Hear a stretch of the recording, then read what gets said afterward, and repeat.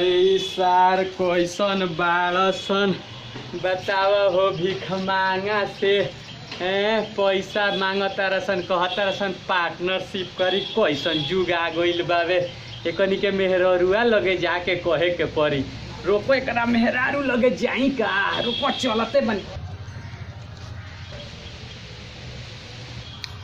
तहरे के खोजत रही तुहे नु हम घर में भीखवा मांगे आए रहला।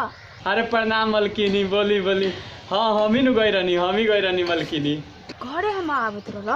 हाँ मलकिनी रौरे घरे आवत रहनी कुछ बतावे के रहला एही खातिर आवत रहनी मलकिनी। अरे घरे के बात निखे नु बात सुन। बोली ना मलकिनी रौरा तो मलकिनी है बोली रौर बात तो सुने खातिर हम बैठले बानी। बोली ना मलकिनी का कहे के बा कुछ विशेष बा का लेकिन हमरो कुछ कहे के रहला लेकिन पहले रौरे बोली ना। हमार गोतनी हिया नु ओकर भतार नु सऊदी कमाला ओकरा लगे ढेर पैसा बा हम ओकरा के चढ़ाईम तबे नु तहरा के पैसा दी।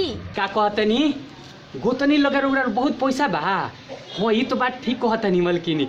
हाँ हाँ देखी रौरा क्वेश्चन बानी है एगो ऊ आई रहा हसन। हाँ हाँ मलकिनी बोल ठीक बा हम पतिया तो सुन पैसा दी नु तो ओकरा में से आधा तू आधा हम रखे। का कहनी मलकिनी माने आधा आधी करे रौरा गोतनी से पैसा हमरा के दिवाए में से आधा रौरा ले ले। अरे यार इहो तो उहे बिया जैसन मरद वैसन मेहरारू माने भीख मांगो के पैसा में लेम जी भीख मांगा नु हम भीख मांगो के पैसा से रौरा लेम। अरे मैं भीख मांगा वाला कहाँ बात बा बिजनेस वाला बात बा आधा आधा तो तू कहाँ मतलब तारो के तो पैसे नहीं चाहिए हमरो के पैसे चाहिए तो हमने दोनों मिल के कमाएम लो। मलकिनी आज लेनू हम बहुत जगह पार्टनरशिप देखले रहनी है लेकिन रौरा गांव में खास करके रौरा खानदान में रौरा घर में पहला बार भीख मांगा से पार्टनरशिप करतनी। पता ना रौरा लोग कौन खानदान से आइल बनी सब लोग हम रौरा घर के हमरा संगे पार्टनरशिप करता लागत कि हम बिल गेट्स हई कि रिलायंस के मालिक हई कि कौन हई हमरा अब बुझाते नहीं खे कि हम कितना बड़ा बिजनेसमैन हो गइल बनी कि भीख मांगा हई। हम नहीं जानत तो हम बस जातनी तारा के हम पैसा दिवाएम और आधा आधा हमनी समझे बस। ठीक बा मलकिनी रौरा पैसा दिवाएम हम रौरा के आधा दे देम का करेम। अब रौरा लोग यही पर खुश बानी भीख मांगे के पैसा से खुश बानी तो ठीक बा हम कल आएम ठीक बा हम रौरा दिवाएम हम आधा आधा कर लिहल जाई ठीक बा मलकिनी। ठीक बा कल आई हो जातनी ठीक बा मलकिनी जाई कल आए। साला ई तो भीख मांगो के बिजनेसमैन बना दहली सन ये पार्टनरशिप करते से कर मरद कहत रहल कि 50-50 करे के हम कहनी कि एकरा से हम जाके कहीं कि नीमन होई इहो आ गइल 50-50 करे के। बाप रे बाप मरद से 20 तो मेहरारुआ बिया ये ले बढ़िया तो छोटकी रहे छोटकी के चलत तरी छोटकी के देख का बड़बड़ात रह। प्रणाम मलकिनी बड़बड़ात नहीं खी रौरा लगे जात रहनी कुछ लोग के बात कहे कर रही खातिर जात रहनी। तू हेजे बैठल बार हम तारा के कब से खोजतनी।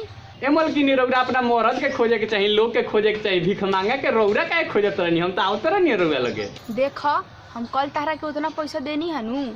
हाँ मलकिनी रौरा बहुत पैसा देनी है रौरा तो बड़का मलकिनी है राउर जोड़ बावे राउर खोर खानदान बाप दादा सब लोग बड़का बड़का मलिकार कोदो बुआत रहे बकरी दुहात रहे वो घर के रौरा हई। देखो मलकिनी उलकिनी के बात नहीं की हमार बात पहले सुनो। अरे मलकिनी रौरा मलकिनी है तो मलकिनी कहबे न करे चली बताई ना का कहे के चाहत रहनी। हमार जे जेठ है नु ओकर भतार दिल्ली में बड़ी पैसा कमा ले आ जानत रह चोरा चोरा के बड़ी पैसा धोइले बड़ी। अच्छा राउर जेठ मने पैसा चोरा चोरा के रखले बड़ी तो ठीक है नु बात बा ऊ रख चाहे रौरा रखी तो घर में रही तो ठीक है नु घर में खानदान में पैसा रही केहू रखे ऐसे तो नाम खानदान के न होई। देखा हमार बात पहले तो सुन वो पैसा से नु उ लोग खेत किने वाला बा आ हम चाहत पैनी नु कि सारा पैसा हम तारा के दिला दी और मैं आधा आधा हमनी सन कली। हे मलकिनी गलत बात बा उ लोग अगर जमीन खरीदे खातिर रखले बा में तो रौरे लोग के नाम होई जमीन खरीदी है तो लोग कही कि राउर बड़ जेठ जमीन खरीद ले हैं तो बड़ बड़ नाम होई वो पैसा हमरा कहे दिवा तनी पाप परी भीख मांगा होई लेकिन इतना बड़ा पाप हम नहीं ले सकत मलकिनी।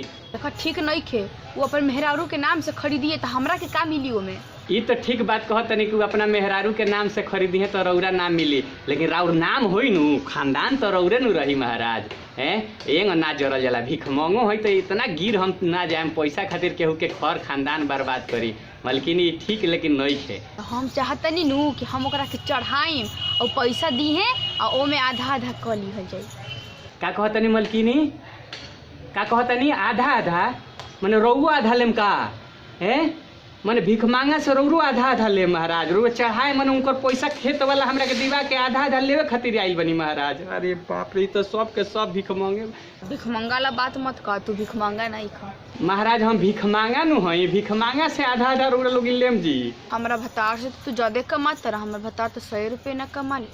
ए महाराज, अब हम नहीं जानते कि रउर भतार कितना कमा ले और मौरत कितना कमा ले, उससे हमरा कोनो मतलब नहीं है, लेकिन भीख मांगा से आधा आधा ना ले महाराज, हम भीख मांगे हैं ज्यादा से ज्यादा हम। हाँ आ ना कह, पार्टनरशिप करबो कि ना करबो? अब रउरा कहत नहीं तो पार्टनरशिप तो करही के पड़ी नु, ना तो गाँव में जियलो मुश्किल बाबे।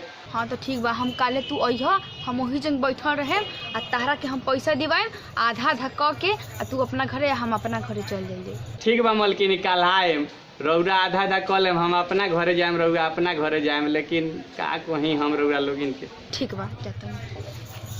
ठीक बा मलकिनी, प्रणाम प्रणाम।